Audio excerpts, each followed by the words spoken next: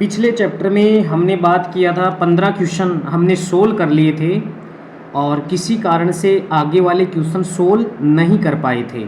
तो चलो सबसे पहले ये रहा 15 क्वेश्चन सोल्व करने के बाद 16वां क्वेश्चन। सबसे पहले अगर हम बात करें कि सबसे पहले डीएनए को किसने अलग किया था, तो सबसे पहले डीएनए को अलग किया था फ्रेडरिक मिशर ने। किसने किया था? फ्रेडरिक ने, याद रखेंगे, ठीक है। फ्रेडरिक, याद रखना इस चीज़ को, फ्रेडरिक ने सबसे पहले डीएनए को क्या किया था? अलग किया था। अब क्वेश्चन ये भी आता है कि डीएनए का पूरा नाम क्या होता है, तो ऑक्सी राइबो न्यूक्लिक अमल, ठीक है। तो अगर हम बात करें डीएनए का पूरा नाम, यानी डीएनए का मैं दोबारा लिख देता हूँ,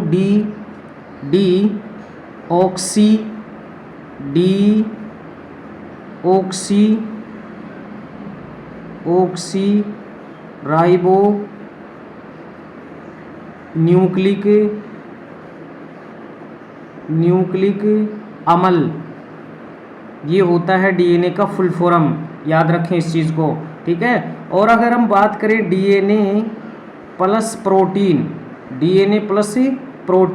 ये डीएनए प्लस प्रोटीन क्या होता है? हमारा आनुवंशिक पदार्थ होता है जो हमें माता पिता से प्राप्त होता है, ठीक है, माता पिता से प्राप्त होता है। नेक्स्ट ये रहा 17वां क्वेश्चन अपनी स्क्रीन पर। इसके बारे में हम बात करते हैं कि मानव शरीर में एनीमिया बीमारी किस धातु की कमी के कारण होता है, तो ये आप याद रखेंगे, लोहा जो Fe होता है, लोहा, और इसकी कमी से हमारे शरीर में कौन सा रोग होता है? एनीमिया में क्या होता है भैया? ब्लड की कमी, ठीक है, ब्लड की कमी हो जाती है। और जब ब्लड की कमी कब होती है? जब हमारे शरीर को क्या नहीं मिलेगा? ब्लड को आयरन नहीं मिलेगा, लोहा तत्व नहीं मिलेगा। तो ये बात अपने को याद रखनी। यहाँ इस डायग्राम में आप देख सकते हैं, यहाँ कि हम अगर बात करें कि 50 ग्राम, अगर हम बात करें 50 ग्राम, यहाँ 300 ग्राम, यानी रेड ब्लड सेल, ठीक है, ये बात अपने को याद रखना। नेक्स्ट अगर हम बात करें कि यानी बोन में बेटा अगर बात करें हम 150 ग्राम लोहा तत्व, ठीक है, ये बात भी अपने को याद रखना है। तो नेक्स्ट ये रहा क्वेश्चन अपने स्क्रीन पर, इसको भी हम सोल्व कर लेते हैं कि ट्रांसफर जो होता है वो किस सिद्धांत पर कार्य करता है। तो ट्रांसफर जो होता है वो विद्युत चुंबकीय प्रेरण और अन्योन प्रेरण दोनों पर कार्य करता है, याद रखना, ठीक है। ये ट्रांसफर का हो गया। नेक्स्ट इसके बाद में ये रहा अपनी स्क्रीन पर अगला क्वेश्चन, बहुत इंपॉर्टेंट क्वेश्चन है, मोस्ट क्वेश्चन है। और ये क्वेश्चन क्या कहता है कि सोडियम और पोटेशियम Na+ पोटेशियम के, अगर हम इन दोनों की बात करें तो इनकी संयोजकता इसकी होती है +1 और इसकी भी होती है +1 संयोजकता होती है। इनको हम कैरोसिन के तेल में डुबोकर रखते हैं, ठीक है, क्योंकि ये पानी या वायु के संपर्क में आने पर आग पकड़ लेते हैं। क्या पकड़ लेते हैं? आग। और ऐसी कौन सा तत्व है जिसको पानी में डुबोकर रखा जाता है? वो है फास्फोरस। तो आप ये भी नोट कर लेंगे यहाँ कि फास्फोरस को पानी के अंदर डुबोकर रखा जाता है, ये बात अपने को याद रखनी है। नेक्स्ट यहाँ अपने पास आया है, देखो, दूध से जो दही बनती है वो किस बैक्टीरिया की वजह से बनती है? यानी दूध से दही, ये अगर परिवर्तन की बात करें तो रासायनिक परिवर्तन है। कौन सा परिवर्तन है? रासायनिक परिवर्तन है। और दूध से दही बनाने वाले बैक्टीरिया का नाम होता है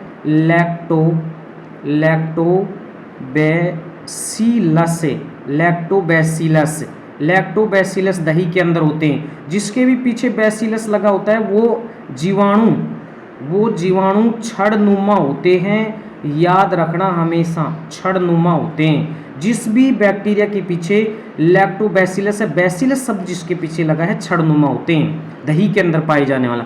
और ये जो लैक्टोबैसिलस है, इंपॉर्टेंट बात क्या है कि ये जो लैक्टोबैसिलस होता है, ये जो फीमेल की अगर बात करें, मादाओं की जो योनि होती है वेजिना, ठीक है, में भी कौन सा बैक्टीरिया होता है, ये भी लैक्टोबैसिलस होता है, बैसिलस होता है, ठीक है, लैक्टोबैसिलस से होता है। चलो नेक्स्ट ये रहा 20वां क्वेश्चन, अपने स्क्रीन पर सोल्व करते हैं इसको खटाखट कि लोहे पर जंग लगना, पहली चीज तो लोहे पर जंग लगना कौन सा परिवर्तन है, रासायनिक परिवर्तन है, याद रखना Fe2O3H2O, ठीक है, ये जंग का सूत्र हो गया Fe2O3 और ये हो जाएगा H2O यानी आयरन ऑक्साइड। नेक्स्ट यहाँ दोनों अभिक्रियाएं, रेडॉक्स अभिक्रिया भी है, ऑक्सीकरण, ठीक है, और अपचयन अभिक्रिया दोनों ही हैं, जिसमें ऑक्सीकरण अपचयन दोनों होती है, उसे रेडॉक्स अभिक्रिया भी कहते हैं। तो सी ऑप्शन यहाँ इसमें आंसर होगा। देखो कैसे होता है ये, मैं आपको थोड़ा बता देता हूँ। देखो अगर हम बात करें जैसे लोहा है, लोहा Fe, ठीक है, अब ये किससे क्रिया करेगा, ऑक्सीजन से क्रिया करेगा, इधर जल से क्रिया करेगा। तो देखो जब अगर यहाँ हम बात करें क्या बनेगा इसके आगे Fe2O3, तो देखो ऑक्सीजन का योग हुआ तो ऑक्सीकरण हो गया यहाँ, ठीक है, तो ये बात अपने को थोड़ा सा याद रखना है। तो दोनों ही अभिक्रिया मतलब उपरोक्त दोनों, ऑक्सीकरण अपचयन, ऑक्सीकरण का दूसरा नाम होता है उपचयन, उपचयन, ठीक है, उपचयन अभिक्रिया। चलो नेक्स्ट ये रहा 20वां क्वेश्चन अपनी स्क्रीन पर कि पृथ्वी पर किसी इंसान का वजन 38 kg है। बिल्कुल आप देखेंगे क्वेश्चन को, बहुत इंपॉर्टेंट है। अगर पृथ्वी पर किसी इंसान का वजन 38 kg है तो बुध ग्रह पर उस व्यक्ति का या उस इंसान का वजन कितना हो जाएगा, 14.3 kg हो जाएगा। नेक्स्ट ये रहा अपनी स्क्रीन पर नेक्स्ट क्वेश्चन, बहुत इंपॉर्टेंट है कि दांतों के अध्ययन को क्या कहते हैं, ओडोंटोलॉजी कहते हैं भैया, याद रखेंगे ओडोंटोलॉजी, जिसमें दांतों का अध्ययन किया जाता है। और मनुष्य में जो दांत होते हैं ना वो 4 प्रकार के होते हैं, इंसाइजर, कैनाइन, प्रीमोलर और मोलर, ये बात अपने को याद रखनी है। नेक्स्ट मैं अगर यहाँ बात करूँ कि दांत का जो फॉर्मूला होता है, यानी हम कह सकते हैं इंसाइजर, देखो मैं बता देता हूँ आपको, दांत का जो फॉर्मूला होता है इंसाइजर, कैनाइन, प्रीमोलर और मोलर, ठीक है, ऊपरी अर्धांशों की संख्या और निचले अर्धांशों की संख्या, ठीक है, तो ये होते हैं 21, 23, नीचे भी होता है 21, 23 होते हैं, ठीक है। तो ऊपर कितने हो गए, देखो 3, 6, 7, 8 और नीचे भी कितने हो जाएंगे 8, तो गुणा 2 से करते तो 2 ऊपर तो और 2 से ही नीचे, तो 16 दांत ऊपर और 16 नीचे, तो बताओ कितने दांत हो गए, 32 दांत होते हैं। नेक्स्ट ये रहा अपनी स्क्रीन पर अगला नेक्स्ट क्वेश्चन, सोलर सेल से ऊर्जा को किस ऊर्जा में परिवर्तित करता है, सोलर सेल, ठीक है, ये किस में करता है, सोलर ऊर्जा को विद्युत ऊर्जा में चेंज कर देता है। ये लगे हुए हैं सोलर, और ये इसको किस में चेंज कर देते हैं, इन्वर्टर वगैरह में, बैटरी में जाके स्टॉक कर लेते हैं, तो ये किस में उत्पन्न कर देते हैं, सौर ऊर्जा को विद्युत ऊर्जा में परिवर्तित कर देते हैं, परिवर्तित। ये रहा स्क्रीन पर अपना नेक्स्ट क्वेश्चन, बहुत इंपॉर्टेंट, जो कि आज का आपने अपने थंबनेल में देखा होगा, थंबनेल में कि मनुष्य की आंखों को कितनी डिग्री तक देखा जा सकता है मनुष्य की आंखों से, तो याद रखना 160 डिग्री इसका आंसर होगा। बहुत इंपॉर्टेंट, यहाँ आप इस डायग्राम में आप देख पा रहे होंगे 50, ठीक, इधर 25, 0 डिग्री, यहाँ 10, 15, 30, 75, यानी लगभग हम कहें तो 150 डिग्री तक देख सकते हैं। नेक्स्ट ये रहा अपना क्वेश्चन। नेक्स्ट अगर हम बात करें कि मनुष्य के शरीर में लाल रक्त कणिका यानी रेड ब्लड सेल आरबीसी का निर्माण कहाँ होता है भैया, अस्थि मज्जा में होता है। ये अस्थि मज्जा, हड्डियों के बीच के स्थान को अस्थि मज्जा कह रहे हैं अपन, ठीक है। आरबीसी का फुल फॉर्म क्या होता है, रेड ब्लड सेल, ये बात याद रखना। आरबीसी का जीवन काल भी याद रखना 120 दिन होता है भैया। जब आरबीसी नष्ट होते हैं 120 दिन के बाद, तो ये कहाँ जाके स्ट्रोक होते हैं, पिलिया में। पिलिया को ही कहते हैं तिल्ली, इसलिए याद रखना पिलिया को आरबीसी का हम क्या कहते हैं, कब्रिस्तान कहते हैं। पिलिया को आरबीसी का कब्रिस्तान, ये बात अपने को याद रखनी है। नेक्स्ट ये रहा स्क्रीन पर अपना नेक्स्ट क्वेश्चन बहुत बहुत इम्पोर्टेंट है कि मानव शरीर में जल की मात्रा कितनी होती है। तो देखिए बोन में 24%, स्किन में 80%, ब्लड में 85, यानी 85 से आप 90 भी अगर करते हैं तो भी सही है। नेस मसल में 75%, लंग्स में 90% और ब्रेन में 75% होता है जल की मात्रा H2O। लेकिन यहाँ क्या करें, मानव शरीर में जल की मात्रा कितनी होती है, तो आप इसका आंसर याद रखेंगे।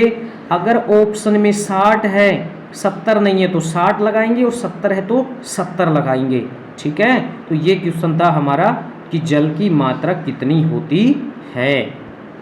नेक्स्ट ये रहा अपना नेक्स्ट क्वेश्चन स्क्रीन पर, तो इसको भी हम सोल्व कर लेते हैं कि मनुष्य के शरीर में इंसुलिन क्या है भैया, हार्मोन है। इंसुलिन क्या है, हार्मोन है। और इस हार्मोन को कौन सी ग्रंथि, अग्नाशय ग्रंथि, ये आपको अग्नाशय ग्रंथि नजर आ रही होगी। ठीक है, अग्नाशय ग्रंथि कौन सा हार्मोन रिलीज करता है, इंसुलिन हार्मोन। इंसुलिन हार्मोन की कमी से कौन सा रोग होता है, डायबिटीज होता है। याद रखेंगे कौन सा, डायबिटीज होता है, शुगर इंसुलिन की कमी से। याद रखना इस चीज को। ठीक है, तो ये बात अपने को याद रखनी है। और ये इंसुलिन हार्मोन कौन रिलीज करता है, ये करता है अग्नाशय ग्रंथि। पिट्यूटरी ग्रंथि, देखो इसे मास्टर ग्रंथि कहते हैं, मस्तिष्क में पाई जाती है, सबसे छोटी ग्रंथि मास्टर ग्रंथि। और ये मानव शरीर की सबसे बड़ी ग्रंथि है। याद रखेंगे इस चीज को। नेक्स्ट ये रहा अपनी स्क्रीन पर अगला क्वेश्चन, बहुत बहुत इंपॉर्टेंट है ना। और ऐसे ही क्वेश्चन मैं लेके आता रहता हूँ आपके लिए, तो आप इनको अच्छे से अध्ययन करें और चैनल को सब्सक्राइब जरूर करें। भोजन का पाचन मनुष्य के किस अंग से प्रारंभ होता है, तो याद रखना मुख। और मुख नहीं हो तो आपको क्या मिलेगा, मुख गुहा। ये बात भी याद रखना, मुख गुहा। ठीक है, किसका पाचन होता है, यहाँ सबसे पहले स्टार्च का पाचन होता है। स्टार्च को कौन सा एंजाइम, टाइलिन एंजाइम। कौन सा एंजाइम, टाइलिन एंजाइम किस में तोड़ देता है, माल्टोज में तोड़ देता है। याद रखेंगे इस चीज को, स्टार्च को टाइलिन एंजाइम माल्टोज में तोड़ देता है। तो लार में कौन सा एंजाइम होता है, टाइलिन। ठीक है, ये याद रखेंगे। और जीभ भी हमारे शरीर का एक ऐसा अंग है जिसमें चोट लगने पर बहुत जल्दी ठीक होता है। इसके बाद में ये लीवर जो होता है, इसमें भी चोट लगने पर ये जल्दी ठीक हो जाता है। चलो नेक्स्ट ये रहा स्क्रीन पर 29वां क्वेश्चन आज का, जो कि हम बात करेंगे, बहुत बहुत इंपॉर्टेंट है।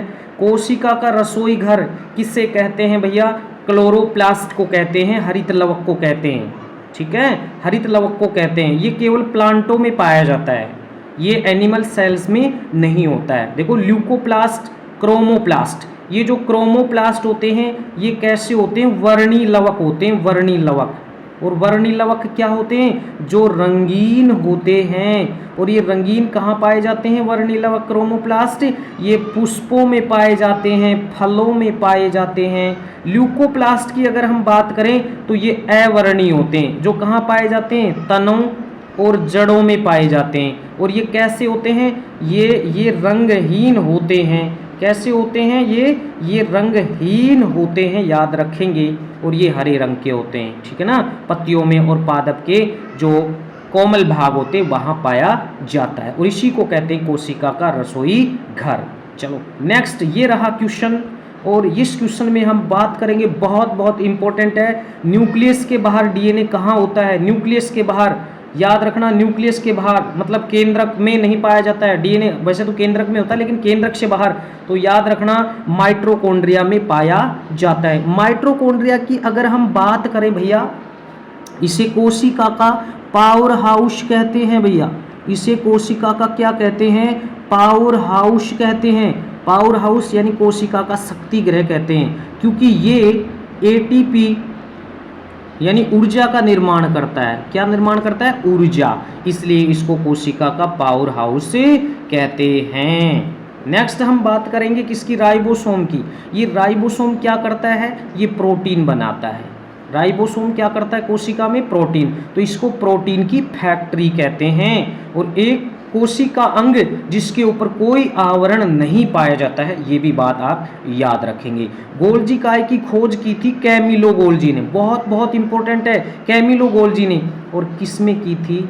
उल्लू की तंत्रिका कोशिका में। बहुत अच्छे जो एक्स्ट्रा क्वेश्चन लिख रहा हूं ना, यही चीज आपको ग्रहण करना है, ना कि जो अपना क्वेश्चन चल रहा है वो तो एक जरिया है, जबकि जो मैं बेसिक चीजें आपको और ऑप्शनों के बारे में बता रहा हूं इनको भी आप नोट कर लें, ठीक है। चलो नेक्स्ट, अगर हम बात करेंगे अगले क्वेश्चन से पहले, आज के लिए हम इतने ही क्वेश्चन सोल्व कर पाएंगे। कल अपने पास जो भी 15 या 10 क्वेश्चन रहेंगे उनको सोल्व करेंगे, ठीक है, नेक्स्ट वीडियो में। और अगर आपने इससे पहले वाला वीडियो नहीं देखा है तो वो वीडियो भी आप देख लें, ठीक है। इसी के डिस्क्रिप्शन जो बॉक्स है इसमें मैंने इसका लिंक डाल दिया है। धन्यवाद।